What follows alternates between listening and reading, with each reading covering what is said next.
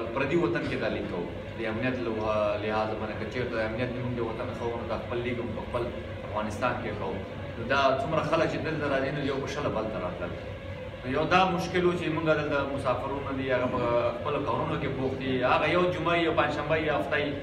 دغه رخصتي وخت یا د ماخوستن کوم میچ اتو بجې شروع کېږي هغو ته به لږ راتلل. نو انشاءالله دا ټورنمنټ داسې ډېر په زر اوسو یعنې پلانینګ کې لږ مارکیټینګ کې لږ مونږ کمزور یو کرکټ بورډ او یا هغه ټیمونه چې کوم اونرز ول هغه ډېر لیټ راغلل هغوی خپل مارکیټینګ صحیح ونه کړ. نو انشاءالله را روان کال په پرو پلانینګ سره به هر یو ټیم خپل مارکیټینګ او هر څه کوي. انشاءالله یو ډېر ښه پلیټفارم دا د ینګسټر لوبغاړو لپاره د هر یو د افغانستان لپاره ځکه چې ډېر یو دا لیګ شروع کېدل یو ډېر مشکله کار و او شروعاتو کې ډېر زیات مشکلات ول. موږ ته هم داسې نه ښکاري چې دا لیګ به شروع کېږي خو د کرکټ بورډ نه ډېره زیاته مننه کوو چې دا لیګ یې په کامیابۍ سره ختم